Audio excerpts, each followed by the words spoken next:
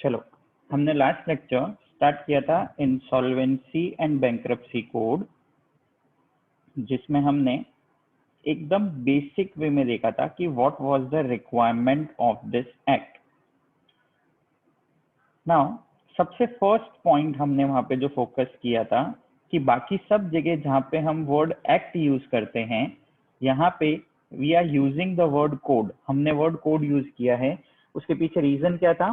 क्योंकि बहुत सारे जो वेरियस एक्ट्स थे, उन सब एक्ट को सिंक्रोनाइज करके एक कॉमन जगह पे पूरा एक यूनिफाइड सिस्टम बना दिया। हम ऐसा बोलते हैं ना, यूनिफॉर्म कोड बना दिया। कोड होता ही इसीलिए है, जैसे हम देखते थे इंडियन पिनल कोड होता है, तो कोई भी क्रिमिनल मैटर हो उसमें कितना पनिशमेंट मिलेगा, हमको एक ही एक्ट देखना है, सब एक्ट की पेनल्टीज मिला के एक जगह लिख दी, तो इसके लिए आईपीसी बोलते हैं, इंडियन पिनल कोड। हमने देखा था कभी भी सिविल केस फाइल करना है तो सब एक्ट का प्रोसीजर मिला के एक ही जगह दे दिया, code of civil procedure. Criminal case file करना है, सब एक्ट का मिला के एक ही जगह कर दिया, that is criminal procedure code, code of criminal procedure. तो हर जगह वहां पे देखो वर्ड कोड यूज हो रहा था। तो सेम वे यहाँ पे अब जो इतने सारे वेरियस एक्ट थे, सिक इंडस्ट्रियल कंपनीज एक्ट था, डीआरटी था, सरफसाई था, कंपनीज एक्ट था, ये तो कंपनीज के लिए है। वेरएज इंडिविजुअल्स के जो भी इंसॉल्वेंसी के लिए वेरियस जो भी लॉ बने हुए थे, उन सब को मतलब एकदम कॉमन प्लेटफॉर्म पे लाके एक इंसॉल्वेंसी एंड बैंक्रप्सी कोड बना दिया। इसके लिए वर्ड कोड यूज किया था। देन हमने फोकस किया था कि भाई फाइनेंशियल सिस्टम को स्ट्रॉन्ग करने के लिए गवर्नमेंट टाइम बाय टाइम ऐसे एफर्ट्स ले रहा है, गवर्नमेंट टाइम बाय टाइम ऐसे एफर्ट्स ले रहा है फाइनेंशियल सिस्टम को स्ट्रॉन्ग करने के लिए। तो अभी देखो, हम 1947 से पहले इंडिया में खुद ने तो उन्होंने लॉ बनाए नहीं थे। Whatever was there was form by britishers, and उनके पास में जो भी लॉज होते थे वो इंडिया में एप्लीकेबल कर देते थे। अब इंडिया में फॉर्म होने के बाद में इट इज लाइक जब भी 1950 के बाद में जब हमने लॉ बनाने स्टार्ट किए, तो उन सब चीजों में जो जो लॉज हम बना रहे हैं, तो धीरे धीरे मतलब टाइम एंड गैप उसमें चेंजेस रिक्वायर्ड होते हैं।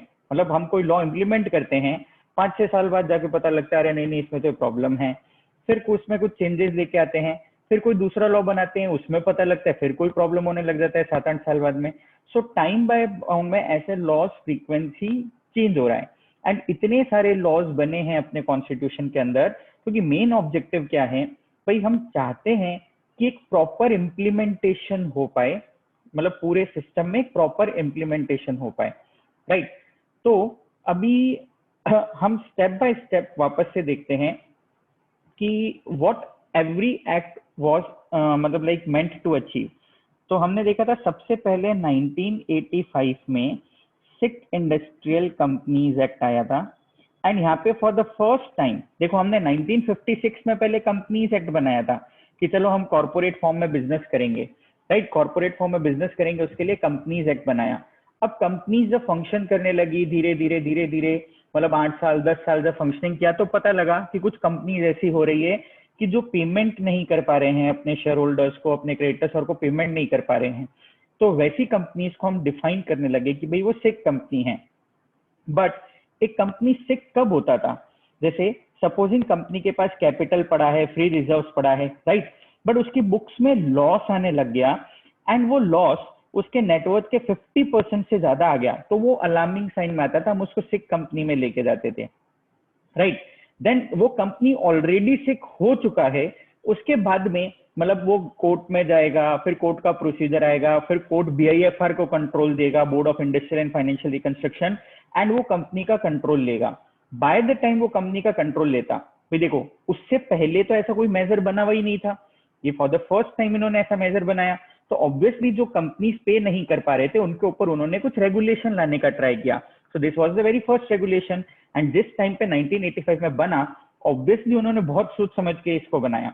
तो अब एक अलग से ऑर्गेनाइजेशन हो गया कि भाई कंपनी के जो बोर्ड ऑफ डायरेक्टर्स है वो कंपनी को प्रॉपरली मैनेज नहीं कर पाए, इसके लिए उनका कंट्रोल हटा के एक अलग से ऑर्गेनाइजेशन जो गवर्नमेंट ने फॉर्म किया हुआ है वो उस कंपनी को टेक ओवर करेगा, वो उस कंपनी को के एसेट्स को धीरे धीरे सेल करेगा, कुछ ऐसा स्कीम निकालेगा, कोई दूसरा कंपनी उसको एक्वायर कर ले, एंड धीरे धीरे करके इस कंपनी को बंद कर देंगे, राइट। तो board of industrial and financial reconstruction ऐसे करके एक सेपरेट मतलब एस्टेब्लिश हुआ ऑर्गेनाइजेशन। मैं इनकम टैक्स में भी तुमको बताता हूँ कि एक अलग से सेस लगने लगा। हम बोलते हैं ना टैक्स के ऊपर एक अमाउंट सर्टेन, जैसे हम अभी higher education cess, special higher education cess वैसे जो देते हैं, तो वैसे ही जैसे तुम एमएटी और कैलकुलेशन करोगे बुक प्रॉफिट और का जो होता है, वहां पे एक सेस लगने लगा कि सिर्फ कंपनीज को रिहेबिलिटेट करने के लिए फंडिंग कहाँ से आए, तो उसके लिए टैक्स पे बड़ी बड़ी कंपनी जो टैक्स पे कर रही है उसके ऊपर सेस लगाना चालू किया। एंड वहां पे जो फंड्स होगा वो इन सिख कंपनीज को वापस से रिहेबिलिटेट करने के लिए लोग यूज करेंगे। तो ऐसा 1985 के अंदर सिख इंडस्ट्रियल कंपनीज एक्ट आया, जिसके बहुत सारे ऐसे प्रोविजंस थे। नाउ अब जब बीआईएफआर को कंट्रोल दिया एंड बीआईएफआर फंक्शनिंग करने लगा, तो देखो ऑफ लेट 7-8 साल बाद में जाते जाते BIFR was facing certain problems. And वो प्रॉब्लम क्या है कि कोई भी कंपनी पे अगर उसका कंट्रोल आता भी है तो उसको कोर्ट के प्रोसीडिंग्स के लिए वेट करना पड़ता है। 2 साल 3 साल 5 साल लगता है जब तक कोर्ट में डिसीजन नहीं आता, उससे पहले बीएफआर आगे प्रोसीड नहीं कर पाता, असेट को सेल नहीं कर पाता। एक एक असेट को सेल करने के लिए कोर्ट का अप्रूवल लेना है, तो इतना सारा वेस्टेज ऑफ टाइम हो रहा था। And by that point of time या तो प्रॉपर्टी का वैल्यू गिर जाता था या कुछ ना कुछ ऐसा फाइनेंशियल चेंज हो जाएगा कि हम उतना अमाउंट जो रिकवर कर सकते थे वो बहुत रिड्यूस हो गया, राइट। तो अब यहाँ पे हमें रिक्वायरमेंट लगने लगा कुछ नए लॉ का। सो 1993 अलग से चलो इनको कोड दे देते, जो प्रॉब्लम फेस कर रहे थे उसको सॉल्व करने के लिए इनको एक अलग से कोड दे दिया, डेट रिकवरी ट्रिब्यूनल एक्ट। अब ये डेट रिकवरी ट्रिब्यूनल में क्या था कि कोई भी बैंक फाइनेंशियल इंस्टीट्यूशन जिसका पैसा ड्यू है, उन्होंने एक अमाउंट लिमिट फिक्स किया कि भाई छोटे छोटे अमाउंट के लिए आपको डीआरटी के पास आने की जरूरत नहीं है। So if the amount is exceeding, से वहां पे 10 लाख लिमिट फिक्स था कि 10 लाख से ऊपर है, तो इन दैट केस आप डीआरटी में जाके एक्शन ले सकते हो। तो DRT since it is a specialised tribunal, normal court की तरह फंक्शन नहीं करेगा, तो ये स्पीडी डिस्पोजल करेगा केसेस का, राइट। तो स्पीडी डिस्पोजल के लिए मतलब बैंक्स अपने मैटर को डीआरटी के पास में लेके जा सकता है। अब जब डीआरटी इन केसेस को सुनने लगा तो डीआरटी का काम था एक्सपीडियसली केस को सॉल्व करना, बट धीरे धीरे धीरे धीरे धीरे धीरे डीआरटी के इतने सारे, मैं बोलूं पूरे इंडिया में ऑलमोस्ट 33 के ऊपर डेट रिकवरी ट्रिब्यूनल हर स्टेट में ऑलमोस्ट थे। कुछ कुछ स्टेट में जहां पे ज्यादा कॉर्पोरेट थे वहां पे 2-2 3-3 डीआरटी थे। सो 33 डीआरटीज होने के बाद भी ऑलमोस्ट 89,000 के ऊपर केस अपने कुछ ऐसे पेंडिंग पड़े थे। सो डीआरटी का वो ऑब्जेक्टिव सॉल्व हो ही नहीं पा रहा। And at this point of time से हमारे जो एनपीएस थे वो इंक्रीज होने लग गए and it were like almost like 60,000 crore के ऊपर एनपीएस अपने पहुंच गए। तो अब धीरे धीरे धीरे वापस से रिक्वायरमेंट आया कि भाई यहाँ पे प्रॉब्लम हो रहा है। एंड इस पूरे प्रोसेस में बीच में देखो एक सबसे बड़ा चेंज क्या था, ये 1993 भले ही डीआरटी आया हो, बट देखो इन इंडिया 1991 के अंदर बहुत सारे रिफॉर्म्स हुए थे। एंड हम सब अपनी हिस्ट्री की बुक और में ये सब चीजें पढ़े हैं, इंडस्ट्रियलाइजेशन, प्राइवेटाइजेशन, ग्लोबलाइजेशन, लिबरलाइजेशन, इतने सारे रिफॉर्म्स आए थे। तो जहाँ पे हमने इजी एंट्री के लिए कि कोई भी आके बिजनेस करो, हमने क्या किया है, लाइसेंसिंग नॉर्म्स को रिड्यूस कर दिया है, लिबरलाइजेशन, ठीक है। गवर्नमेंट सेक्टर, पब्लिक सेक्टर में काम करे जरूरी नहीं, प्राइवेट सेक्टर में भी करो, privatisation, clear. So there was an easy entry for corporates for doing business. तो बहुत सारे लोग आके बिजनेस कर रहे हैं, बट जब बिजनेस स्टार्ट करते हैं, जैसे मैंने तुमको स्टार्टिंग में बताया था, 2-3 साल तो हमारा ऑलमोस्ट जेस्टेशन पीरियड होने लग जाता है। तो बहुत सारे लोगों को समझो ऐसा हुआ कि 95-96 तक जाते हुए लगने लगा कि नहीं उनका बिजनेस सक्सेसफुल नहीं है, वो नहीं चल पाएगा। तो इन दैट सिनेरियो अब ये करे क्या, ये जाके कंपनीज एक्ट में अगर वाइंडिंग अप का प्रोसीजर कराएं तो ऑन एन एवरेज, जैसे मैंने तुमको बताया था, वाइंडिंग अप 6 to 7 ईयर्स चलता है। यानी एक पर्सन जिसने पैसा लगाया वो अपनी कंपनी को बंद भी करना चाहता है तो उसको बंद करने के लिए भी 6 से 7 साल लग जाएंगे। एंड सिंस उसका कंपनी वाइंडिंग अप में है, मतलब 6 से 7 साल वो कोई और नया कंपनी भी चालू नहीं कर पाएगा, क्योंकि मतलब एक तरीके से क्या बोला जाएगा कि उस कंपनी के जो भी डायरेक्टर्स थे, प्रमोटर्स थे, देवर डिफॉल्टर्स, जो पे नहीं कर पा रहे हैं अपने इनको क्रेडिटर्स और को, तो वैसे लोगों को क्या हम दूसरा कंपनी फॉर्म करने देंगे। तो इनके लिए वापस से ऐसा प्रॉब्लम क्रिएट होने लग गया कि भाई ये लोग सरवाइव नहीं कर पा रहे। तो अब क्योंकि number of cases definitely increase होने थे, क्यों इंक्रीज होने थे, क्योंकि नंबर ऑफ बिजनेस जो ग्रो हो गए थे वो बहुत सब्सटेंशियल थे। 91 से 94 के अंदर इतने सारे बिजनेस इंडिया में सेटअप हुए, तो ऑब्वियसली अब सारे बिजनेस तो सर्वाइव नहीं होंगे, तो यहाँ पे नंबर ऑफ केसेस इंक्रीज हो गए। एंड इन द ईयर 2002 यहाँ पे फाइनली अभी वापस से लगने लगा कि भाई ये जो नॉन परफॉर्मिंग एसेट्स है ये बहुत इंक्रीज होते जा रहे हैं। एंड फाइनेंशियल सिस्टम कहीं ना कहीं हैंडीकैप्ड हो रहा है because of this particular situation. तो हमें फर्स्ट क्या था, अलग ऑर्गेनाइजेशन बनाया, बट उस ऑर्गेनाइजेशन को भी फंक्शन करने के लिए कोर्ट में जाना जरूरी था। नेक्स्ट हमने क्या किया, कोर्ट की जगह एक अलग से ट्रिब्यूनल अपॉइंट कर दिया ताकि उनको कोर्ट में जाके इतना टाइम वेस्ट नहीं करना पड़े, ट्रिब्यूनल के थ्रू स्पीडी डिस्पोजल हो जाए। बट ट्रिब्यूनल्स के अंदर भी वो जो ऑब्जेक्टिव हम अचीव करना चाह रहे थे वो नहीं हो पा रहा, राइट। सो अकॉर्डिंगली तुम खुद बताओ अब नेक्स्ट रिफॉर्म गवर्नमेंट का क्या होना चाहिए। तो they came up with that reform only कि भाई आपको कोर्ट में जाने की जरूरत नहीं है। सो इन द ईयर 2002 वो फाइनली अपने एक न्यू एक्ट के वे में आए जिसका नाम था SARFAESI, clear, securitisation and reconstruction of financial asset and enforcement of security interest act, clear. तो securitisation and reconstruction of financial asset, ये तो एक तरीका है, securitisation and reconstruction of financial asset. मतलब ऐसा नहीं था कि वो पहले से भी ऐसे ही सोच रहे थे हम बंद कर देंगे, वाइंडिंग अप तो स्टार्टिंग से लास्ट रिसोर्ट है, नहीं तो अदरवाइज सिक कंपनी होती सीधे बंद कर दो ना कंपनी को। तो board of industrial and financial reconstruction, reconstruction भी क्या कर रहा था, कंपनी को रिवाइव बैक करने का ट्राई कर रहा था, किसी के साथ मर्जर कराएंगे, कुछ काम करेंगे, कुछ इंटरनल रिकंस्ट्रक्शन करेंगे, मेंबर को बोलेंगे तुम थोड़ा पैसा माफ करो, क्रेडिटर को बोलेंगे तुम थोड़ा पैसा माफ करो, एंड कुछ वो रिकंस्ट्रक्शन प्लान बनाएंगे ताकि कंपनी वापस से सर्वाइव कर पाए। तो वहां पे भी वही होता था, नहीं होता था तो फाइनली कोर्ट का ऑर्डर लेके बंद करते थे। बट द पॉइंट इज उस कोर्ट के प्रोसेस के अंदर बहुत टाइम लगता था, सो दैट्स व्हाई हम गए डीआरटी के अंदर। बट डीआरटी के अंदर जाने में भी वो सारा प्रॉब्लम सॉल्व नहीं हुआ।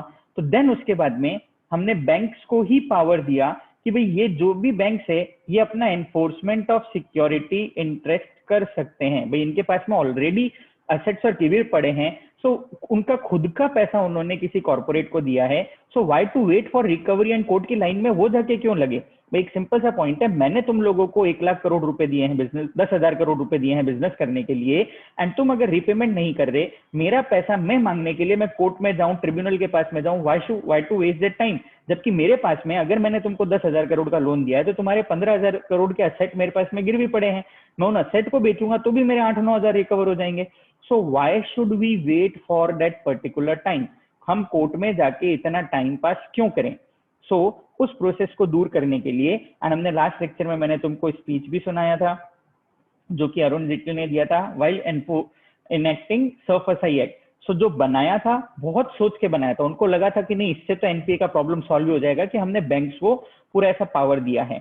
नाउ सरफसाई एक्ट अभी भी हमारे कोर्स में है, डीआरटी अभी भी हमारे कोर्स में है। जब हम ये पेपर 5 का पार्ट बी हम जब करेंगे वहां पे ये दोनों चैप्टर्स आने वाले हैं, बट इन दोनों चैप्टर का वेटेज अभी कंपेरेटिवली रिड्यूस हो गया। रीजन भी क्योंकि इंसॉल्वेंसी इतना बड़ा कोड सामने आके बैठा है, तो इन दैट केस इनका वेटेज ऑटोमेटिकली रिड्यूस हो गया है। समझ में आया पॉइंट है। तो सरफसाई और डीआरटी भी हमारे कोर्स में है। तो अब सरफसाई में इन्होंने क्या इंट्रोड्यूस किया, सबसे पहले हम उसको टेक्निकली समझते हैं कि सरफसाई कैसे फंक्शन करता था एंड क्या प्रॉब्लम होने लगा, राइट।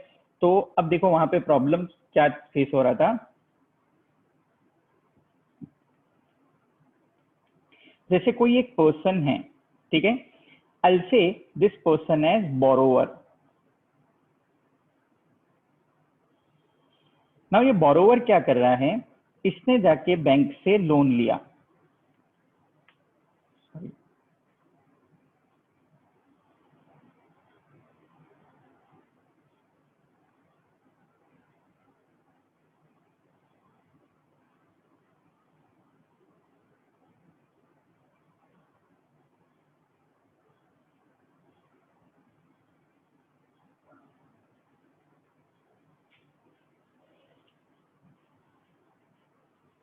बोरोवर जाके समझो बैंक से लोन लेके आता है, एक मिनट टच स्क्रीन में कुछ प्रॉब्लम हो रहा है।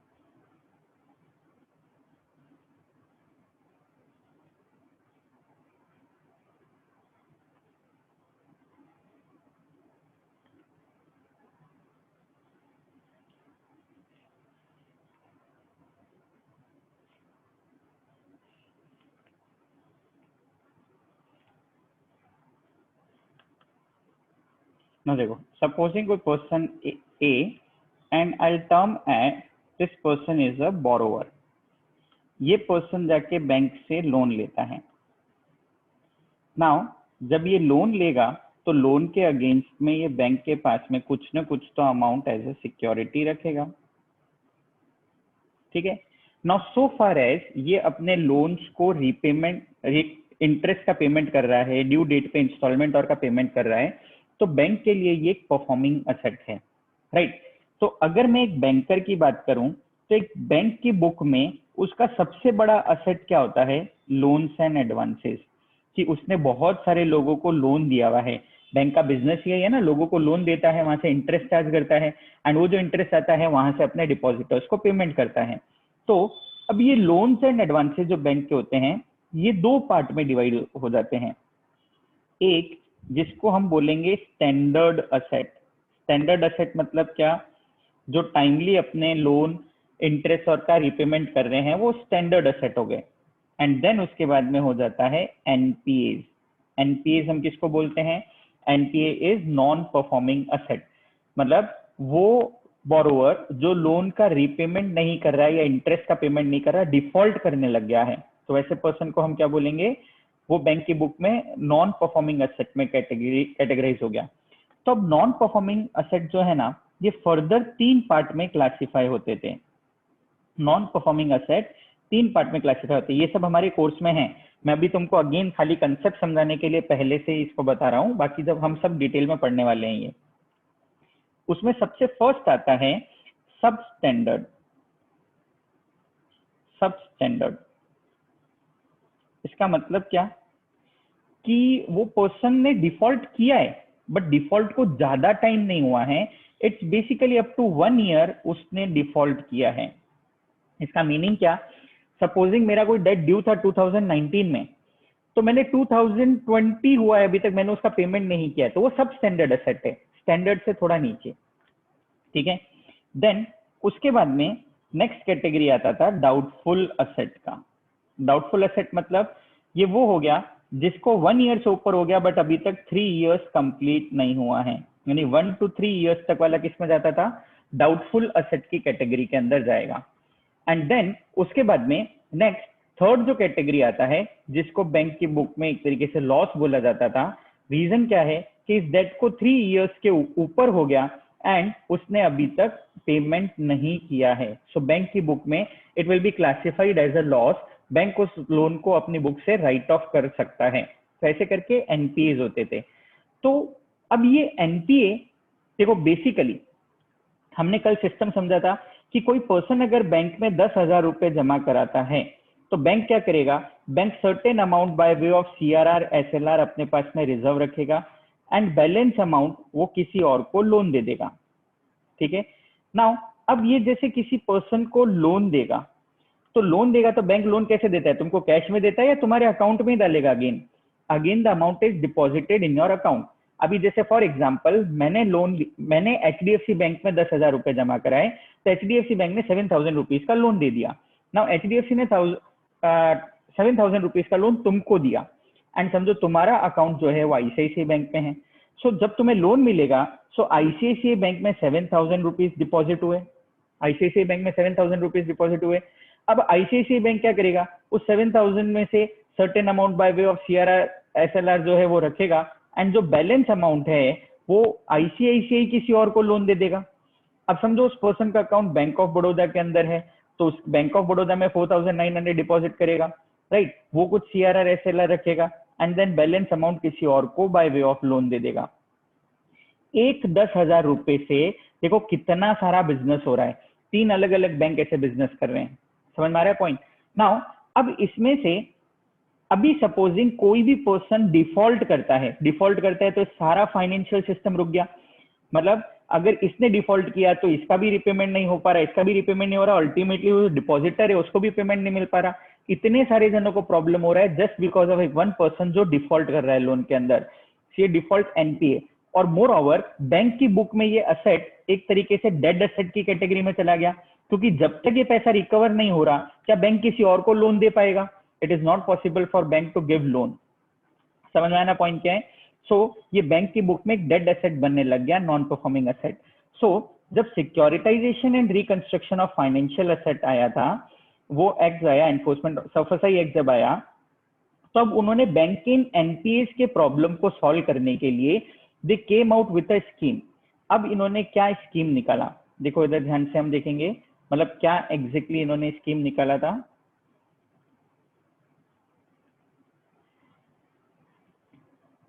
एक अलग से स्पेशल पर्पस व्हीकल ओपन किया गया, ठीक है, अलग से स्पेशल पर्पस व्हीकल ओपन किया गया, जिसको हम असेट रिकंस्ट्रक्शन कंपनी या सिक्योरिटाइजेशन कंपनी बोलते थे। क्लियर?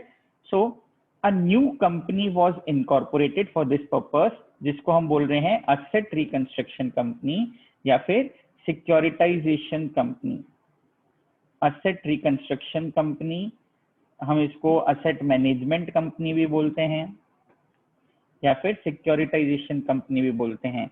सो बहुत सारे एकदम ऐसे मल्टीपल नेम्स थे, थोड़ा सा बिजनेस अलग अलग वेरी करता था। सो हमने क्या खोला, असेट रिकंस्ट्रक्शन कंपनी और असेट मैनेजमेंट कंपनी और securitisation company. Now what these companies used to do, ये जो कंपनी ओपन किया है, these were special purpose vehicle, कोई स्पेसिफिक पर्पस के लिए फॉर्म हुए हैं, राइट? तो अब ये स्पेसिफिक पर्पस क्या था, तो what they used to do is, ये लोग मार्केट में जाते एंड QIBs, आई होप सबको मीनिंग पता है QIB किसको बोलते हैं, these are qualified institutional buyer. उन क्वालिफाइड इंस्टीट्यूशनल बायर्स से पैसा लेते थे एंड इनके पास में समझो कैश पड़ा है, इनके पास में कैश पड़ा है, राइट? समझो बैंक की बुक में 1000 करोड़ के एनपीएस थे, बैंक की बुक में टोटल 1000 करोड़ के एनपीएस थे, ठीक है? तो इसने क्या किया, क्यूआईबी से फंड्स अरेंज किए, से फॉर एग्जांपल इन्होंने क्यूआईबी को सिक्योरिटी रिसीट्स इशू करके इन्होंने 800 करोड़ का फंड रेज किया, 800 करोड़ का फंड रेज किया। तो अब ये असेट रिकंस्ट्रक्शन कंपनी बैंक के पास में जाता था एंड बैंक को बोलता था कि आप अपने ये जो डेड एसेट है, नॉन परफॉर्मिंग एसेट जो है, ये हमको 800 करोड़ में बेच दो, ठीक है, 700 करोड़ में बेच दो, 600 करोड़ में बेच दो। बार्गेनिंग होता था, इट्स अ प्योर डील। जितने ज्यादा ये कैटेगरी के एसेट होंगे लॉस वाले, ऑब्वियसली पैसा कम मिलेगा, एंड जितने ज्यादा सब स्टैंडर्ड वाले होंगे पैसा ज्यादा मिलेगा। So it's a combination of dead asset. ये असेट रिकंस्ट्रक्शन कंपनी जाके बैंक्स का क्या करता था, डेड एसेट्स एक्वायर करता था। बैंक को जाके बोलेगा आपके नॉन परफॉर्मिंग एसेट है ना 1000 करोड़ के, लो मैं आपको 800 करोड़ दे रहा हूं, आप अपने नॉन परफॉर्मिंग एसेट्स मेरे को दे दो, राइट? तो क्या बैंक इनके ऑफर को एक्सेप्ट करेगा क्या? तुम लोग बताओ answer. Will bank accept this particular offer? Quickly answer करके बताओ, क्या बैंक ऐसा ऑफर एक्सेप्ट करेगा जहां पे कोई पर्सन उनको 1000 करोड़ की बजाय 800 करोड़ दे रहा है?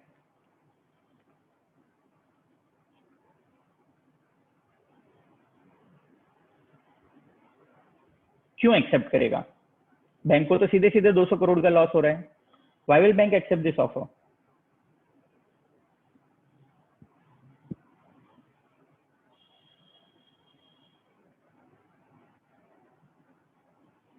क्योंकि बैंक को भी पता है अगर वो 1000 करोड़ रिकवर करने जाएगा, वो डीआरटी का गेट खटखटाएगा, किसी लॉयर को अपॉइंट करेगा, फिर वो लॉयर का फीस पे करेगा एंड डीआरटी भी एसेट, अल्टीमेटली एसेट बिकवाएगा। अब वो बेच के हो सकता है पैसा आएगा, नहीं आएगा, कितना आएगा हमें कोई श्योरिटी से पता नहीं है, एंड वो पैसा आने में भी 2 साल लग सकते हैं, 4 साल लग सकते हैं, 5 साल लग सकते हैं। तो इतना प्रॉब्लम है, और यहाँ मेरे को सीधे सीधे कैश मिल रहा है, और बैंक का तो बिजनेस क्या है, लोगों को लोन देना। तो बैंक को क्या होगा, बैंक समझेगा कि चलो मेरा इतना लॉस हुआ, बट 800 करोड़ अगर मिल गया तो वो 800 करोड़ से देखो फिर बैंक बिजनेस करने लग जाएगा कि 800 करोड़ में से सर्टेन अमाउंट सीआरआर एसएलआर का रख के एंड बैलेंस अमाउंट वो किसी और को लोन दे पाएगा। सो बैंक का जो डेड एसेट था वो एक वापस से कैश में कन्वर्ट हो गया, जिसको बैंक आगे लोन देने में यूज कर सकता है, एंड बैंक अपने बिजनेस पे फोकस करेगा। समझ में आया पॉइंट क्या है? सो बैंक का ये प्रॉब्लम सॉल्व हुआ, बट द प्रॉब्लम है इस पूरे प्रोसेस में बैंक के लिए मैं ऐसा बोलूंगा 20% हेयर कट आ गया।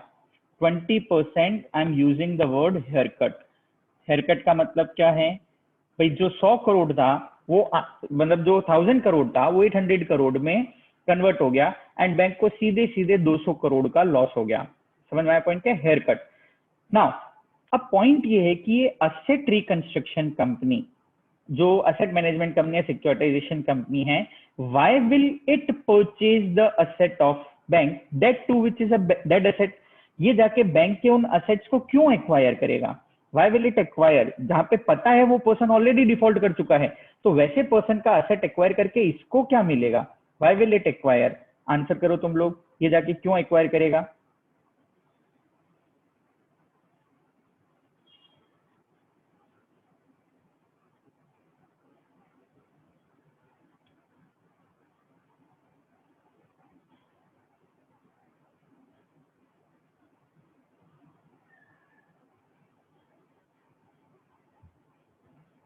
जल्दी जल्दी क्विकली आंसर। नहीं पता है तो बोलो, नहीं आता है हमको, मैं बताऊंगा रीजन।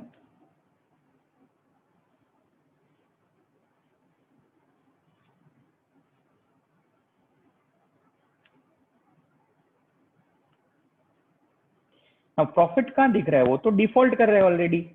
तो ये जो सिक्योरिटाइजेशन कंपनी या असेट रिकंस्ट्रक्शन कंपनी है, इसकी नजर है इस सिक्योरिटी पे।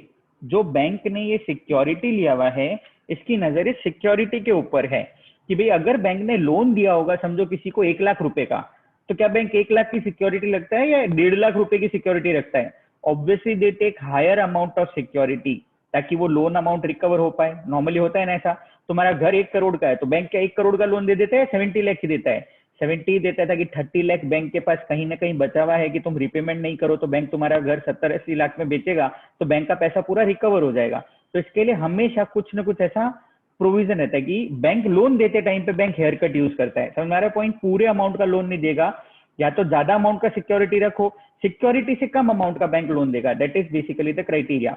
बट अभी बैंक का काम तो है लोन देना, लोन लेना। बैंक का काम उन सिक्योरिटीज को मैनेज करना। आज बैंक का ये काम है क्या कि वो जाके जगह जगह घर बेचेगा, जगह जगह किसी के असेट बेच रहा है? वो तो बैंक का काम नहीं है। तो उन सिक्योरिटी को रियलाइज करने के लिए बैंक को कोर्ट में जाना पड़ता था, ट्रिब्यूनल्स में जाना पड़ता था, which was taking time, time consuming process था।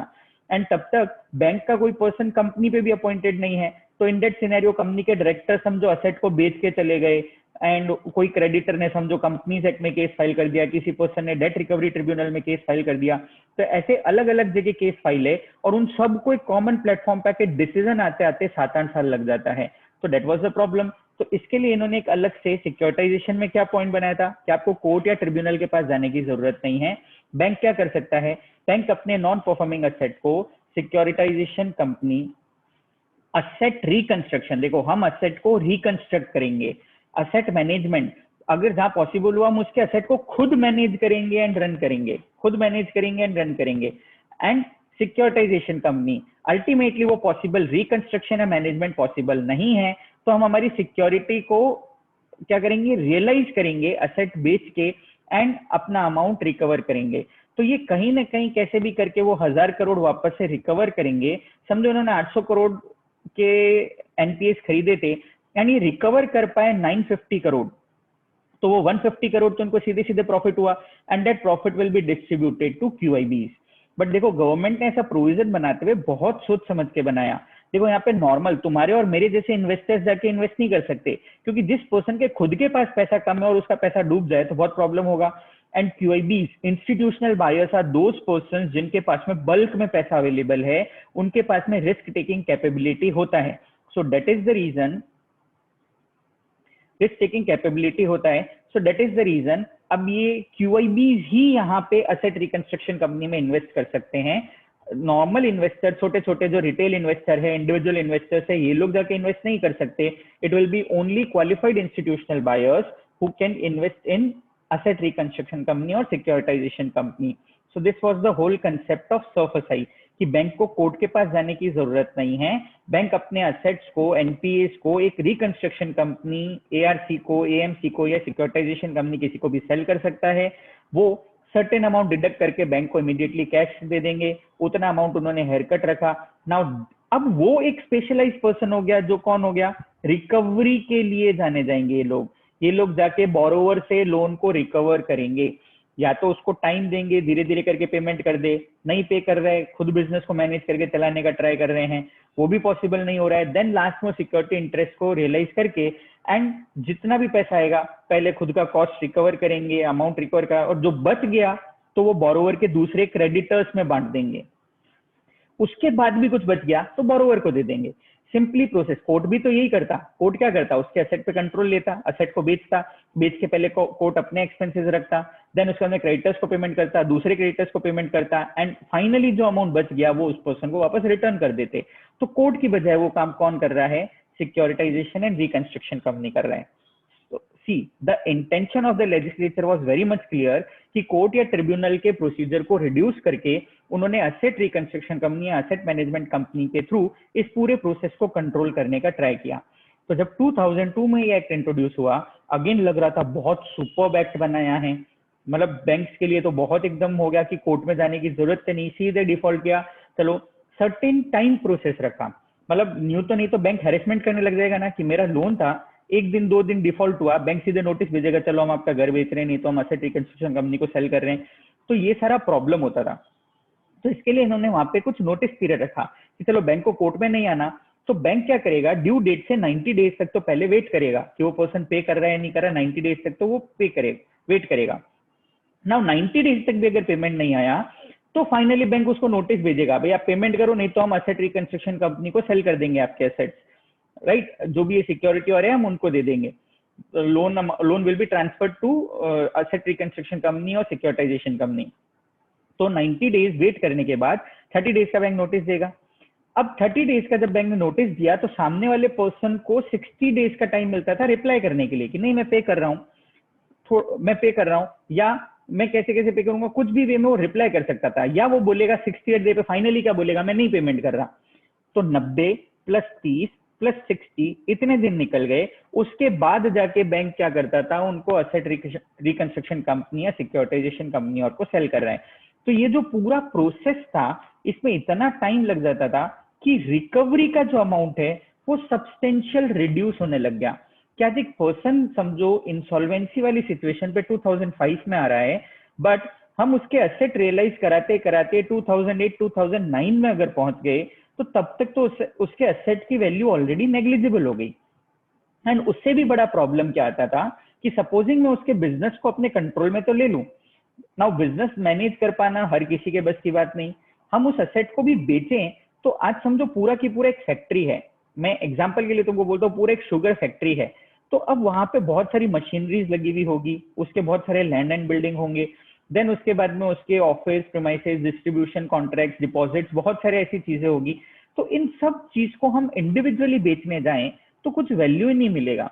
एंड तुमको खुद को पता है कि हम जैसे कोई नई चीज लेके आते हैं, सिंपल से एग्जांपल, तुम घर में कोई नया प्रोडक्ट परचेज करके लेके आओ, तुमको पसंद नहीं आया, तुम 2 दिन बाद उसको बेचना चाहते हो, टैग लग गया कि वो एक सेकेंड हैंड प्रोडक्ट है, क्या तुम उसी सेम प्राइस में बेच पाओगे जिस प्राइस पे तुमने परचेज किया था? ऑब्वियसली तुम्हें क्या होगा, 3-4 हजार रुपए कम करना पड़ेगा, देन जाके तुम्हारा वो प्रोडक्ट बिकेगा।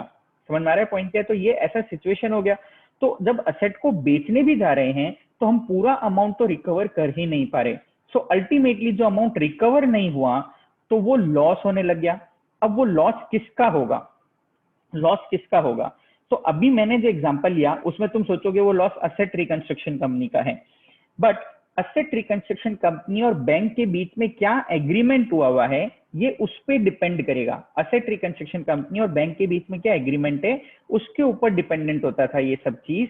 एंड कैसे डिपेंडेंट रहेगा, समझो बैंक एआरसी को बोल रहा है एक काम करो तुम जाके हमारे बिहाफ पे रिकवर करो, जितना भी रिकवर करोगे हम आपको 2% कमीशन देंगे। तो इस सिचुएशन में जो भी लॉस होगा वो बैंक का होगा क्योंकि असेट रिकंस्ट्रक्शन कंपनी एजेंट की तरह काम कर रहा है। असेट रिकंस्ट्रक्शन कंपनी बोल रहा है हम रिकवर करके लाएंगे एंड जो पैसा आएगा आपको दे देंगे। ये नॉर्मली हम जैसे फैक्टरिंग और के कंसेप्ट पढ़ते थे, एडवांस फैक्टरिंग होता था, मैच्योर फैक्टरिंग होता था, ये वही एक तरीके का कंसेप्ट हो गया कि इनके बीच में क्या एग्रीमेंट है अकॉर्डिंगली वो फंक्शन करेगा। बट इस पूरे प्रोसेस में जो सबसे ज्यादा प्रॉब्लम देने लगा and that problem was because of this hair cut, कि ये जो प्रॉब्लम था ये तो मैं 20% खाली एग्जांपल पे लिया, but in reality this hair cut was somewhere around 40 to 65% के बीच में चलता था। 40 to 65% के बीच में हेयर कट होता था। तो अल्टीमेटली वो लॉस किसके लिए हो गया, बैंक्स के लिए हो गया। तो बैंक के लिए उतना पैसा तो डेड हो गया भाई, 1000 करोड़ के जिसको लोन दिए थे, अगर बैंक को समझो खाली 500 करोड़ ही मिल रहा है यानी 500 करोड़ तो बैंक का वेस्ट हो गया। तो बैंक सरवाइव कैसे करेगा, क्योंकि अल्टीमेटली वो 1000 करोड़ भी बैंक ने दिया था, वो बैंक का खुद का नहीं था, वो डिपॉजिटर्स का पैसा था। तो उन डिपॉजिटर्स को पे कैसे करेगा, आगे और लोगों को लोन कैसे देगा, वो फंडिंग का ही प्रॉब्लम होने लग गया कि बैंक के पास में ये सब फंड्स ही अवेलेबल नहीं है। समझ में आया पॉइंट क्या है? सो 2002 ये सरफसाई एक्ट बना। देखो अगेन आई एम सेइंग सरफसाई हम डिटेल में पढ़ने वाले हैं, हमारा अलग से चैप्टर है, बट मैंने आई से 70% ऑफ द टॉपिक का कंसेप्ट तुमको यहाँ पे बता दिया कि हम सरफसाई के अंदर क्या पढ़ने वाले हैं। तो इस पूरे प्रोसेस में कहीं पे भी कोर्ट का इन्वॉल्वमेंट नहीं था। एक asset reconstruction company, securitisation company, asset management company के थ्रू हम मतलब उन असेट्स को एक्वायर कर रहे हैं। क्यूआईबी का पैसा होगा, सिक्योरिटी रिसीट देंगे उनको, जो कैश आएगा उससे जाके हम बैंक का वो नॉन परफॉर्मिंग एसेट परचेज कर लेंगे, एक फाइनेंशियल एसेट जो कि नॉन परफॉर्मिंग है उसको परचेज कर लेंगे। देन हम डायरेक्टली बोरोवर को नोटिस देंगे, टाइम पीरियड देंगे, एंड देन उसके एसेट्स को रियलाइज करके अपना अमाउंट रिकवर करेंगे। So this was how securitisation was functioning, क्योंकि अल्टीमेटली कोर्ट भी ऑफिसर अपॉइंट करके ऐसा ही कुछ करता था। तो कोर्ट की बजाय डायरेक्टली एक पर्सन मतलब एक asset reconstruction company, securitisation company जाके उस मैटर को हैंडल कर रहे हैं। सो सरफसाई बना, लोगों को लगा था कि बहुत अच्छा रिफॉर्म है, एंड गवर्नमेंट को भी लगा रिफॉर्म अच्छा है, इससे बैंक फाइनेंशियल सिस्टम थोड़ा स्ट्रांग होगा। सो जब ऐसे सिक्योरिटाइजेशन आया तो अल्टीमेटली जाके हमें पता लगा कि जो कोर्ट के प्रोसेस में हमारे डेज लगते थे, कोर्ट के प्रोसेस में जो हमारे डेज लगते थे 2 साल 3 साल, नॉर्मल कोर्ट में 5-6 साल लगता था, ट्रिब्यूनल के अंदर 2 साल के करीब एवरेज लगता था। तो ये टाइम गैप ही लगता था, टाइम गैप ही लगता था। अब सरफसाई आने के बाद में वो टाइम तो रिड्यूस हो गया, बट जो रिकवरी यहाँ पे हो पा रहा था, यहाँ पे रिकवरी वैसा की वैसा ही रह रहा है या उससे भी वर्स्ट है, उससे भी वर्स्ट है। समझ में आ रहा है पॉइंट क्या? रिकवरी उतना ही है या उससे भी वर्स्ट हो रहा है, खाली जो रिड्यूस हुआ debt was time gap reduce हो गया। हमारा अल्टीमेट ऑब्जेक्टिव क्या था कि हम एनपीएस को रिड्यूस कर पाए, बैंक्स को फाइनेंशियल सिस्टम में स्ट्रांग कर पाए, बट हम हमारे उस ऑब्जेक्टिव को अचीव नहीं कर पाए। समझ में आ रहा है पॉइंट? सो इवन सरफसाई एक्ट भी फेलियर हुआ। तो अब जैसा मैंने तुमको स्टार्टिंग में बताया था कि सिक्का एक्ट जिस टाइम पे आया, ईयर वाज 1985, 1993 डीआरटी एक्ट आया, बट डीआरटी एक्ट आने से पहले इंडिया में बहुत सारे बिजनेस स्टार्ट हुए, इंडिया में बहुत सारे बिजनेस स्टार्ट हुए। So the number of cases in DRT increased. समझ में आ रहा है? Number of cases in DRT increase. So हमने 2002 के अंदर सरफसाई एक्ट फॉर्म किया। Clear? SARFAESI act was form, and 2002 के अंदर ही गवर्नमेंट ने कंपटीशन एक्ट इंट्रोड्यूस किया, कंपटीशन एक्ट इंट्रोड्यूस किया जो कि 2009 से एप्लीकेबल हुआ। नाउ अब गवर्नमेंट देखो खुद की ही पॉलिसीज में क्या प्रॉब्लम क्रिएट कर देता है। The moment competition act force में आया, यानी एक अलग से रेगुलेटरी बॉडी बन गया कंपटीशन कमीशन ऑफ इंडिया, जो इंडिया में कंपटीशन को रेगुलेट करेगा। वो देखेगा कि भाई कोई भी मतलब ऐसा सिचुएशन नहीं आ रहा कि जो भी बिजनेस कर रहे हैं वो इन्वेस्टर्स को मतलब हायर प्राइस पे प्रोडक्ट दे रहे हैं, मार्केट में कंपटीशन को इफेक्ट कर रहे हैं, दोनों मिलके प्राइस डिटरमाइन कर रहे हैं। हम सबने कंपटीशन एक्ट के सारे वो प्रोविजंस देखे हैं किस हिसाब से था। तो अब वो कंपटीशन आने की वजह से, the name itself says, market में कंपटीशन बढ़ गया, बहुत सारे लोग कंपटीशन में हैं, तो सब बिजनेस का सर्वाइवल डिफिकल्ट हो जाएगा। अगर हम पहले की बात करते तो number of companies in India hardly कुछ थी, यानी बिजनेस करने वाले बहुत कम लोग थे।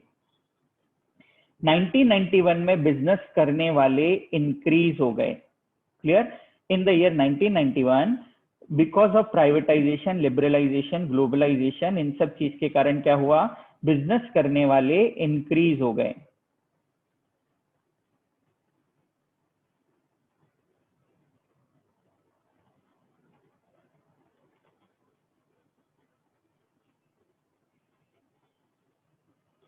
नाउ ये जो बिजनेस करने वाले इंक्रीज हुए, अब इनमें हायर अमाउंट का कंपटीशन होने लग गया, एंड जितना ज्यादा कंपटीशन होगा अल्टीमेटली कस्टमर्स तो उतने के उतने हैं, एंड इनके ओवरहेड कॉस्ट रिकवर नहीं हो पाएंगे, अल्टीमेटली ये लोग लॉस मेकिंग बनते जा रहे हैं। So because of this competition अब हम ऐसा बोलेंगे कि ये जो हमारे एनपीएस थे इंक्रीज हुए, 1985 से 1993 इंक्रीज हुए, 1993 से 2000 थ्रू हमने क्यों इंक्रीज देखा, क्योंकि मार्केट में न्यू लोग बहुत एंटर हुए थे जिनके पास बाहर जाने का ऑप्शन नहीं था।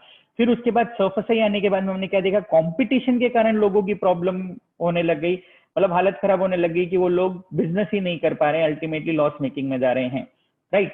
सो अब हमने हमारा वेरी प्रिंसिपल एक्ट जो था कंपनीज एक्ट, उसको ही चेंज कर दिया, क्लियर, उसको ही चेंज कर दिया पूरा। बट अब जब इतना सारा फेलियर गवर्नमेंट को सामने दिख रहा था एंड इतने सारे फाइनेंशियल सिस्टम एकदम अंदर से खोखला होता जा रहा था, एंड 16 लाख करोड़ के NPAs is not a lesser amount, तो फाइनली इन्होंने एकदम हार्ड डिसीजन लिए, and there were two very very harsh decision in 2016।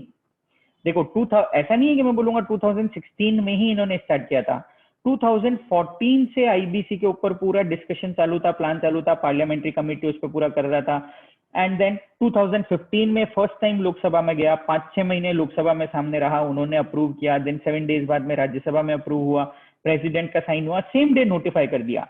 And तुमको याद हो तो 2016 में ही डीमोनेटाइजेशन हुआ था, यानी एक साथ में दो ऐसे ड्रेस्टिक स्टेप लिए कि ऑटोमेटिकली अब ऐसा सिचुएशन हो गया कि कंपनीज का सर्वाइवल एकदम मतलब नेक्स्ट टू इम्पॉसिबल जैसा हो गया। सो दैट्स व्हाई अब मैं ऐसा बोलूं कि जैसे हमारे इंडिया में 1991 में हमने बिजनेस करने के लिए इजी एंट्री दिया था, इजी एंट्री वाज गिवन, ठीक है। देन उसके बाद में हमने अपने कंपटीशन को भी रेगुलेट कर लिया, but till this point of time none of the act was focusing on कि अगर किसी को अपना बिजनेस बंद करना है तो क्या करे। तो हम बिजनेस चालू तो कर सकते हैं, बट बंद करेंगे तो पूरे कोर्ट के प्रोसीजर के थ्रू एनसीएलटी के पास जाके वाइंडिंग अप ऑर्डर सब कुछ लाना पड़ेगा। It used to take a lot of time, बहुत ज्यादा इसमें टाइम लगता था। सो देयरफॉर ऐसा कोई भी सिस्टम मैकेनिज्म में नहीं था। सो आईबीसी जब आया फोर्स में तो यहाँ पे इसने सबसे इंपॉर्टेंट फोकस किया इजी एग्जिट अपॉर्चुनिटी, यानी आपने बिजनेस डाला, 1 साल 2 साल रन किया, आपको खुद को लग रहा है कि आपका बिजनेस फिजिबल नहीं है, चलेगा नहीं, आप एनसीएलटी के पास एप्लीकेशन करो, after following the procedure NCLT आपको बिजनेस बंद करने देगा। आप पे हम प्रॉपर वाइंडिंग अप वाला वो पूरा प्रोसीजर नहीं चलाने वाले, सिंपली बंद करना चाहते हैं, will see the procedure, creditors को कैसे क्या पेमेंट हो रहा है, कंपनी को बंद कर देंगे। तो ये इजी एग्जिट रूट हुआ। तो आज देखो, तुम बिजनेसमैन हो, तुम बिजनेस चालू कर रहे हो बट बंद नहीं कर पा रहे हो, बिजनेस नहीं चल रहा, तो जबरदस्ती क्यों डोम उस बिजनेस को। मैंने 3 बिजनेस स्टार्ट किए, 3 में से 2 बिजनेस सक्सेसफुल, एक नहीं चल रहा। अब वो नहीं चल रहा तो मुझे उसको बंद करना है, बट मेरे पास बंद करने का ऑप्शन नहीं था, मुझे कोर्ट में जाना पड़ेगा, 5-6 साल लड़ना पड़ेगा, तब जाके मैं मेरे बिजनेस को बंद कर पाऊंगा। तो वो जो टाइम जो मैं मेरे बचे हुए 2 बिजनेस जो चल रहे हैं मैं वहां पे डाल सकता था, मुझे वहां पे लिटिगेशन में, कोर्ट में, उन सब चीज में टाइम वेस्ट करना पड़ता था। सो देयरफॉर अब यहाँ पे आईबीसी में जब मैं अपने बिजनेस को लीगली प्रॉपरली बंद कर सकता हूँ, so there is an easy exit opportunity also. So therefore एक एग्जांपल के लिए बता रहा हूँ, आईबीसी आने से पहले मतलब जो वर्ल्ड का रैंकिंग था, इंडिया वाज रैंकिंग ऑलमोस्ट 134 कि इंडिया में बिजनेस करना एक हेडेक का काम है। ईज ऑफ बिजनेस इंडिया में सबसे वर्स्ट है। क्या रैंकिंग था इंडिया का? 134th रैंक था, क्लियर, ईज ऑफ बिजनेस में।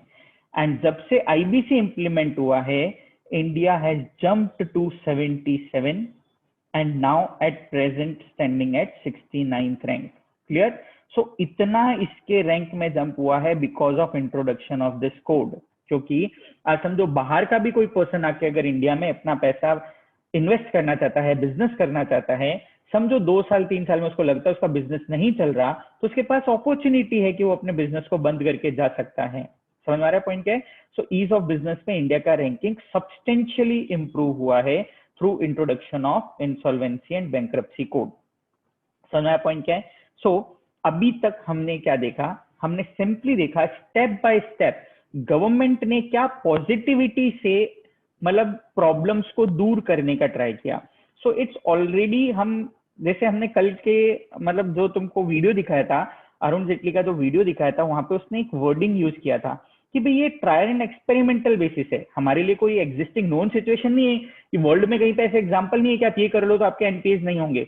हर कंट्री के लिए प्रॉब्लम है, सो हमें ट्रायल एंड एरर पे डेफिनेटली जाना पड़ेगा। सो हमने सबसे पहले सिक कंपनीज के लिए अलग बॉडी बनाया, बट कोर्ट का प्रोसेस टाइम लग रहा था तो हमने कोर्ट को हटाया, ट्रिब्यूनल अपॉइंट किए, ट्रिब्यूनल भी सॉल्व नहीं कर पा रहे थे तो हमने सिक्योरिटाइजेशन लेके आए, सिक्योरिटाइजेशन से भी एनपीएस कम नहीं हो पा रहे तो हम फाइनली आईबीसी ला रहे हैं। अब आईबीसी कितना सक्सेसफुल होगा हमें नहीं पता, 8-10 साल बाद जाके पता लगेगा। अगर कोई नया एक्ट बना मतलब आईबीसी भी फेलियर है, और अगर कोई एक्ट नहीं बना तो IBC was a great success. अभी तक के सिनेरियो में 4 इयर्स में हम ऐसा बोलते हैं IBC is a biggest success. Clear? So ये अपना इंट्रोडक्शन वाले पार्ट तक का पार्ट था। अब हम थोड़ा सा टॉपिक से रिलेटेड, मैंने खाली सरफेसाई और वो सब पढ़ाया था, खाली एक बेस चाहिए था इसके लिए। सरफेसाई हम डिटेल में अलग से चैप्टर में पढ़ने वाले हैं। सो अब देखो वापस से, we are using the word insolvency and bankruptcy code. Insolvency and bankruptcy code, code क्यों है हमने ऑलरेडी पढ़ा। अब पॉइंट है कि what is insolvency and what is bankruptcy. Insolvency and bankruptcy word का मीनिंग क्या, what exactly is the difference? Anyone? Insolvency and bankruptcy का क्या डिफरेंस होता है?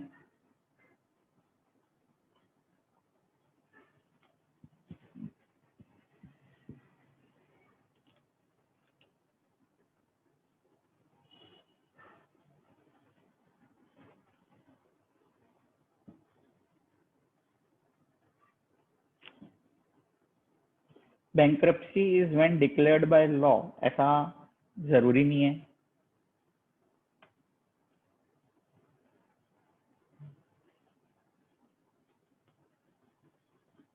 ओके, सो देखो मैं बताता हूं तुमको। Insolvency is, we will say, inability to pay debts as and when due. Inability to pay debts as and when due मतलब जिस टाइम पे वो डेप्ट हो रहा है हम उसको टाइमली पेमेंट नहीं कर पा रहे, this is insolvency. This is insolvency. And bankruptcy is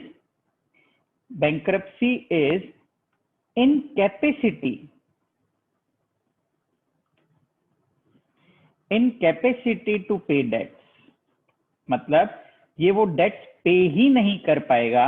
in other word हम बोलेंगे इसके पास में जो असेट्स है these are not sufficient, assets है these are not sufficient to pay dates.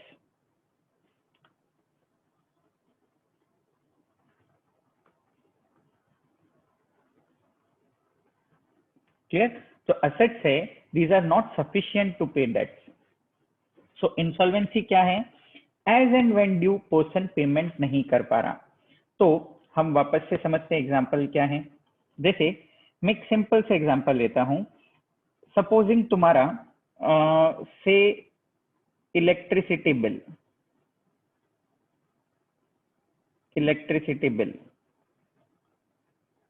ठीक है। The due date for bill was 23rd of, due date of bill was 23rd of every month. 23rd of every month तुमको bill का payment करना है, right? अभी 23 तारीख को तुम उस बिल का पेमेंट नहीं कर पाए, तुमने डिफॉल्ट किया, बट तुमने उस बिल का 27 तारीख को पेमेंट कर दिया, तुम्हारे पास में पैसा आया और तुमने 27 तारीख को पेमेंट कर दिया। बट जब डेट ड्यू था तुम तब पेमेंट नहीं कर पाए, बट तुमने बाद में पे कर दिया। क्या मैं ऐसा बोलूं ये इंसॉल्वेंसी स्टेज है? The answer is no. ये एक वन टाइम डिफॉल्ट है। किसी के साथ भी कुछ भी प्रॉब्लम हो सकता है, मे बी कोई चेक क्लियर नहीं हुआ, उसको किसी से पीछे से पेमेंट मिलना था, नहीं मिला। This is only one instance जहां पे वो पेमेंट नहीं कर पाया। दैट डज नॉट मीन कि वो इंसॉल्वेंट है। बट अब समझो एवरी मंथ ऐसा हो रहा है कि जब ये ड्यू होता है डेट में पे नहीं कर पाता, मैं कभी 4 दिन बाद पेमेंट कर रहा हूं, कभी 5 दिन बाद पेमेंट कर रहा हूं, कभी 10 दिन बाद पेमेंट कर रहा हूं, पे कर दे रहा हूं, बट द पॉइंट इज जब ड्यू है तब पे नहीं कर पा रहा। सो दिस इज द स्टेज जहां पे हम बोलेंगे कि आपका इंसॉल्वेंसी सिचुएशन है। इंसॉल्वेंसी सिचुएशन है।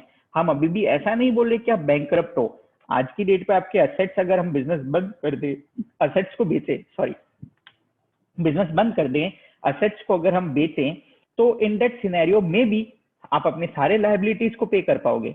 बट एज एंड व्हेन जब वो ड्यू थे, आप अपने असेट्स को पे नहीं कर पा रहे, तो इन दैट केस हम ऐसा बोलेंगे कि वो इंसॉल्वेंसी वाला स्टेज है।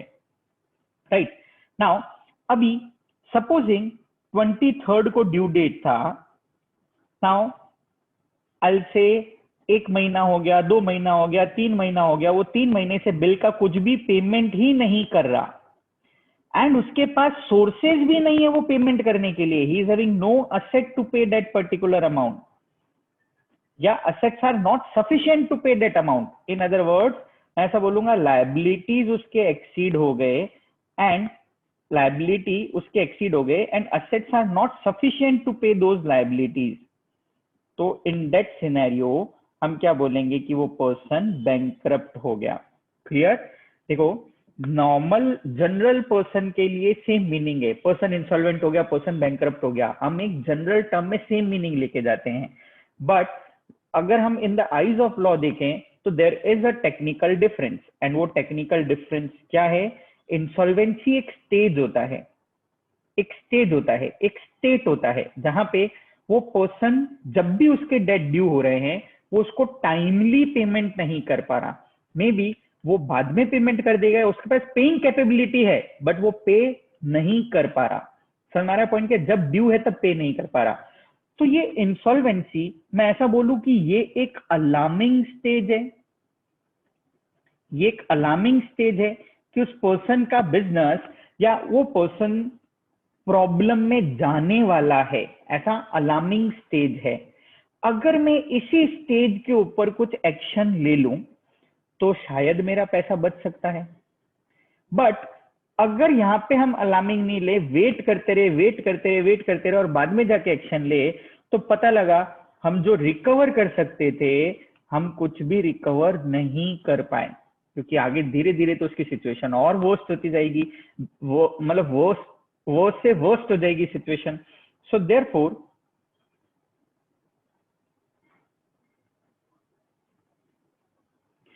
ओके, सो देयरफॉर अभी ये एक अलार्मिंग साइन है। अगर हमने यहीं पे कुछ एक्शन लिया तो शायद हम हमारा पैसा रिकवर कर सकते हैं, उस बिजनेस को सरवाइव करा सकते हैं। But bankruptcy is a situation जहां पे ये एक फैक्ट प्रूव हो गया, तुम कितना भी जोर लगा लो, वो पर्सन अपने डेट्स का पेमेंट नहीं कर पाएगा। सो that is the stage of bankruptcy. समझ में आया पॉइंट क्या है सबको? नोट डाउन करोगे अच्छे से, डिफरेंस इंसॉल्वेंसी एंड बैंक्रप्सी क्या होता है?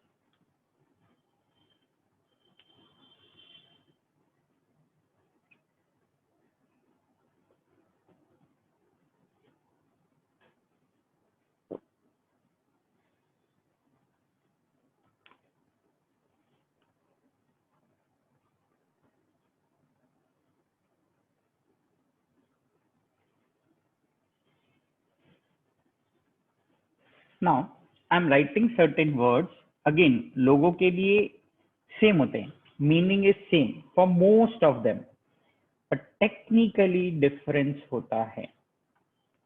सो हमने जैसे इंसॉल्वेंसी बैंक्रप्सी देखा, मैं वैसे ही तुमको सर्टेन वर्ड्स लिख रहा हूं।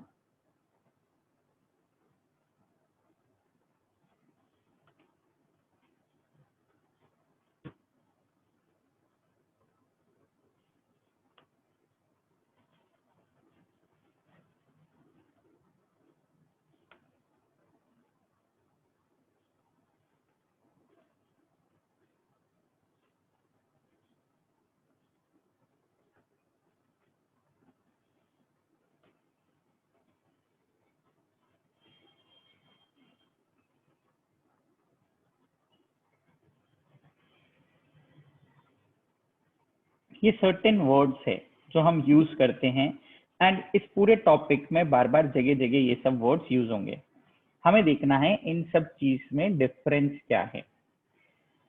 पहले 2013 एक्ट से पहले ऐसा होता था, we use to use a word, a company can not be exist as insolvent. Why? क्योंकि कंपनी एक आर्टिफिशियल पर्सन है एंड इंसॉल्वेंसी खाली नेचुरल पर्सन का हो सकता है, राइट?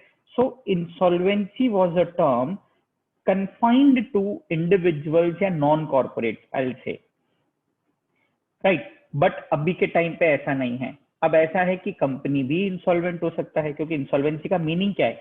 देखो, जब हम हर एक्ट में जाएंगे तो एक्ट में खुद डेफिनेशन गिवन होता है ना वर्ड को डिफाइन करने के लिए। तो अभी से पहले इंसॉल्वेंसी का मीनिंग कुछ भी हो सकता है, but in the IBC code, IBC में इंसॉल्वेंसी कैसे डिफाइंड है? Incapability of a person to pay debt as and when due.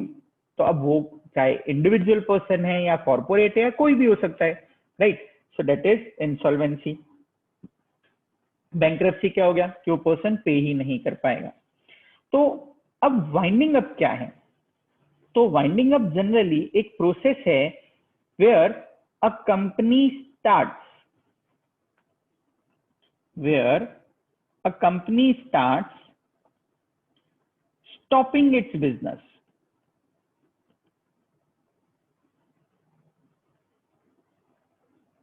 तुम बोलोगे सर क्या क्या वर्ड सिखा रहे हो? Company start stopping it's business मतलब क्या है? कंपनी अपने बिजनेस को बंद करना स्टार्ट कर रहा है, दैट इज वाइंडिंग अप। हम एक जनरल टर्म भी यूज करते हैं, I wind up everything and I meet to you. मैं अपनी सब चीजें खत्म करके आपको मिलता हूँ। खत्म कर रहे हैं, हम खत्म कर रहे हैं, हम स्टार्ट कर रहे हैं कंपनी को बंद करना। तो वाइंडिंग अप का मतलब क्या? आज के बाद कंपनी कोई भी नए कॉन्ट्रैक्ट एंटर नहीं करेगा, बट हम एग्जिस्टिंग कॉन्ट्रैक्ट्स तो फुलफिल करेंगे। हम कोई भी नए कॉन्ट्रैक्ट एंटर नहीं करेंगे, बट हम एग्जिस्टिंग कॉन्ट्रैक्ट जो भी ऑब्लिगेशन है उनको फुलफिल करेंगे। बट हम अपना बिजनेस बंद करना स्टार्ट कर रहे हैं, so that's why we will not be accepting any new contract. This is winding up. समझ में आ रहा है point? Liquidation, we use the word liquidate. Liquidate मतलब क्या? असेट बेच दिया, पैसे ले लिए। सो लिक्विडेशन एक ऐसा स्टेज हो गया now where the company starts selling its assets. Company अपने असेट्स को बेचने लग गया, दिस इज लिक्विडेशन प्रोसेस हो गया। कंपनी के असेट्स बिकने लग गए सारे। क्लियर? धीरे धीरे धीरे धीरे धीरे धीरे सारे असेट्स बिक जाएंगे। डिसोल्यूशन, हमने हमारे बुक्स ही क्लोज कर दिए, this is final closure of company. हम ऐसा बोलते हैं, this is last breath of company. सब बुक्स ऑफ अकाउंट सब कुछ क्लोज हो गया, एंड ये जो काम है कोर्ट के ऑर्डर के थ्रू ही होगा। पहले भी ऐसा होता था, अभी भी ऐसा होता है। Even in insolvency for dissolution हमें एनसीएलटी के ऑर्डर की जरूरत है, हम ऐसे ही बंद नहीं कर सकते। So this is final closure. Now अब जब ऐसा हो गया कि असेट्स और भी सब बिक गए, कोर्ट ने भी ऑर्डर पास कर दिया, तो क्या आरओसी उस कंपनी का नाम अभी भी रजिस्टर में रखेगा या हटा देंगे? This is removal. And in certain cases हम स्ट्राइक ऑफ भी कर देते, बट स्ट्राइक ऑफ में जनरली कोर्ट का इन्वॉल्वमेंट नहीं होता, आरओसी खुद कर सकता है। Again strike off is a separate topic जो हम बाद में देखने वाले हैं। बट ये सिंपली क्या है, आरओसी के पास जो लिस्ट ऑफ कंपनीज है वहां से आपका नाम रिमूव हो जाएगा या स्ट्राइक ऑफ हो जाएगा। तो ये सब वर्ड्स में छोटा छोटा ऐसा माइन्यूट डिफरेंस है जो तुमको ध्यान रखना है। अगेन जनरल मीनिंग देखोगे सेम है, वाइंडिंग अप करना मतलब कंपनी बंद करना, लिक्विडेशन भी क्या होगा, कंपनी बंद। ये सब काम हम कब करेंगे, जब हम कंपनी को बंद कर रहे हैं तभी तो ये सब काम करेंगे। सो अल्टीमेटली रहना वही पॉइंट है, कंपनी बंद करने का ही प्रोसेस है, but technically saying there is some minute difference when we are using these particular words. समझ में आ रहा है पॉइंट, नोट कर लोगे इस पार्ट को भी।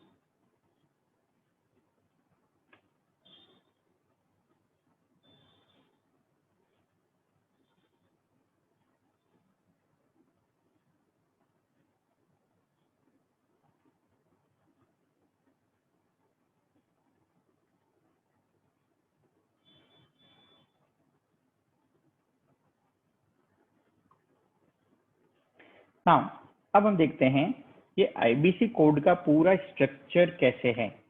सो इस आईबीसी कोड के स्ट्रक्चर को हम बेसिकली दो पार्ट में डिवाइड करते हैं। The first part is regulators and the second part is adjudicators. Regulators में कौन है, एक सेपरेट बॉडी फॉर्म किया आईबीबीआई, जैसे सेबी है ना तो वैसे ये आईबीबीआई है, insolvency and bankruptcy board of India. Clear, insolvency and bankruptcy board of India. तो अब इसका काम क्या होगा, IBBI will regulate the entire insolvency and bankruptcy code.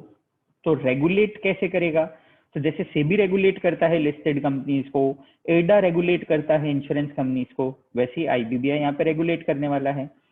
तो अब रेगुलेट करने के लिए आईबीबीआई क्या करेगा, IBBI will be conducting examinations कि कौन इंसॉल्वेंसी प्रोफेशनल बन सकता है, रिजोल्यूशन प्रोफेशनल कौन बन सकता है, उसके लिए ये क्या करेंगे, एग्जामिनेशन कंडक्ट करेंगे। तो अब इसके अंडर में हम ऐसा बोलेंगे फर्दर तीन पार्ट आ गए। एक हो गया आई आर ए, ये हो गया insolvency resolution agency. Insolvency resolution agency जैसे कि सीए इंस्टीट्यूट हो गया, सीएस इंस्टीट्यूट हो गया and cost and management accounting institute हो गया।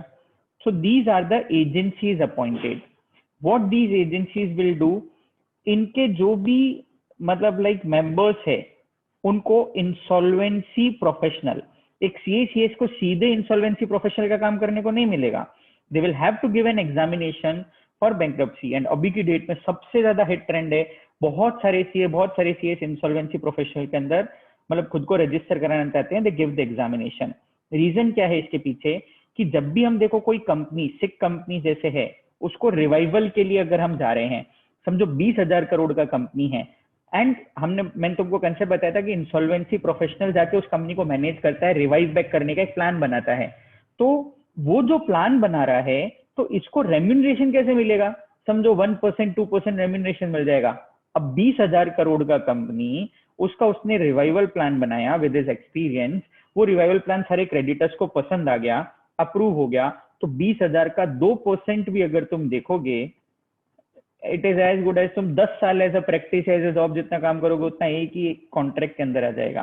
सो दैट्स व्हाई इंसॉल्वेंसी प्रोफेशनल बहुत अपकमिंग ट्रेंड है अभी के प्रेजेंट सिनेरियो में। एंड देन हम एक अलग से इंफॉर्मेशन यूटिलिटी स्टैब्लिश करेंगे। ये इंफॉर्मेशन यूटिलिटी कैसे फंक्शन करेगा, जैसे हम देखते हैं ना आजकल बैंक और बहुत सारे सेंट्रलाइज रिकॉर्ड रखते हैं, जैसे तुम देखते हो तुम्हारा सिबिल स्कोर होता है, ऐसे क्रेडिट स्कोर और होता है ना, तो वैसे ही तुमने अगर एक बैंक की जगह डिफॉल्ट किया, मैंने बताया था प्रॉब्लम क्या था, विजय माल्या 13 बैंक से 9,000 करोड़ लेके भागा, 13 बैंक, तो एक बैंक जिसको फर्स्ट टाइम डिफॉल्ट हुआ वो ही अगर नोटिफाई कर देता तो एटलीस्ट दूसरे बैंक तो बच सकते थे, दूसरे बैंक तो उसको लोन नहीं देते थे। हर्षद मेहता वाले टाइम पे भी ऐसी सिचुएशन हुआ था। तो एक पर्सन इतने सारे बैंक्स को मतलब लाइक लोन ले लेके फंसा के जाए, उसे बेटर है फर्स्ट जगह जहां पे डिफॉल्ट होता है तो हम एक सेंट्रलाइज कुछ ऐसा इंफॉर्मेशन रखते हैं कि आप वहां पे रिपोर्ट कर दो, तो कोई भी दूसरा पर्सन आपको लोन देगा पहले वहां से इंफॉर्मेशन यूटिलिटी से आपका रिपोर्ट निकाल लेगा कि आपने अर्लियर कहीं पे डिफॉल्ट किया हुआ है क्या। जैसे एक सिंपल टर्म में सपोजिंग मैंने लोन लिया हुआ था या मेरे पास में एचडीएफसी का क्रेडिट कार्ड था, मैंने उस क्रेडिट कार्ड का पेमेंट नहीं किया, डिफॉल्टी हूं मैं और मैं पेमेंट नहीं कर रहा, एंड मैं जाके समझो कोई दूसरे बैंक से लोन मांग रहा हूँ, तो बैंक इन्फॉर्मेशन यूटिलिटी में दिखेगा, तो वहां पे मेरा नाम दिखेगा, he is a defaulter, credit card का पेमेंट नहीं किया, तो वो बैंक मेरे को लोन देने से पहले 10 बार सोचेगा, मतलब लोन ही नहीं देगा, reason being I am a defaulter. तो वो कॉमन वो इन्फॉर्मेशन कहाँ से मिला, तो उसके लिए हम एक अलग से इन्फॉर्मेशन यूटिलिटी स्टेब्लिश करेंगे जहां पे जो भी डिफॉल्टर्स और इनका लिस्ट मेंटेन होगा एंड इसके थ्रू वो प्रोसीड कर सकते हैं। क्लियर है? सो दिस वाज रेगुलेशन कैसे होगा आईबीसी कोड में। नाउ एडजुडिकेटर्स हम फर्दर दो पार्ट में डालते हैं। अब एडजुडिकेटर्स में एक तो हो गया DRT, date recovery tribunal, and दूसरा हो गया NCLT. Now date recovery tribunal जो भी आई से जो भी कॉर्पोरेट वाले केसेस है एडजुडिकेशन कि उनका क्या करना है, रिजोल्यूशन प्लान बनाना है, वाइंडिंग अप करना है, सो कॉर्पोरेट वाले केसेस में हम एप्लीकेशन किधर करेंगे, एनसीएलटी के पास में। एंड जो भी नॉन कॉर्पोरेट है जैसे कि इंडिविजुअल पार्टनरशिप फॉर्म, ये सारे मैटर कौन हैंडल करने वाला है, ये सारे मैटर्स हैंडल करेगा डीआरटी। ये सारे मैटर्स डेट रिकवरी ट्रिब्यूनल के पास में जाएंगे। समझ में आया पॉइंट क्या है?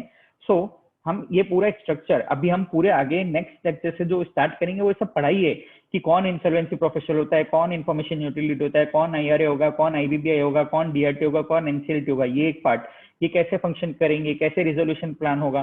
सो हम कैसे डिवाइड करें, हम 1 से लेके 32 सेक्शन तक पढ़ेंगे कंपनी को कैसे रिवाइव बैक करना है, एंड 33 सेक्शन से हम पढ़ना स्टार्ट करेंगे कि अगर रिवाइवल पॉसिबल नहीं है तो कंपनी का वाइंडिंग अप करना है, डिसोल्यूशन करना है। समझ में आया पॉइंट क्या है? तो ये पूरा सीक्वेंस से हम क्या अभी आगे पढ़ने वाले हैं एक्ट के अंदर। समझ में आया?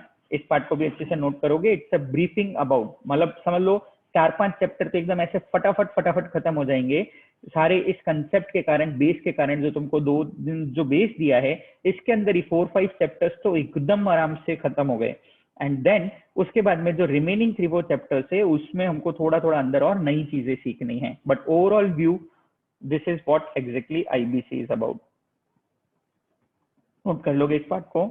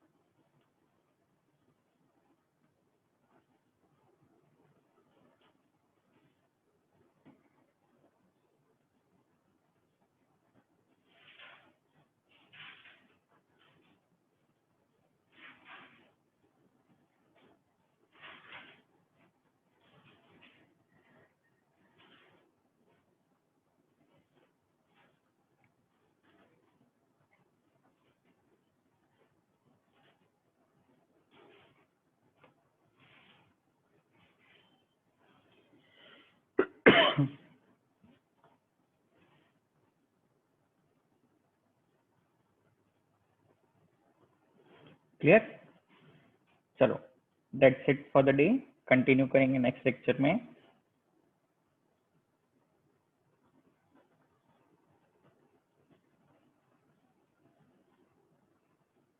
मीनवाइल तुमको कुछ भी डाउट्स है तो मेरे से डाउट्स पूछ सकते हो।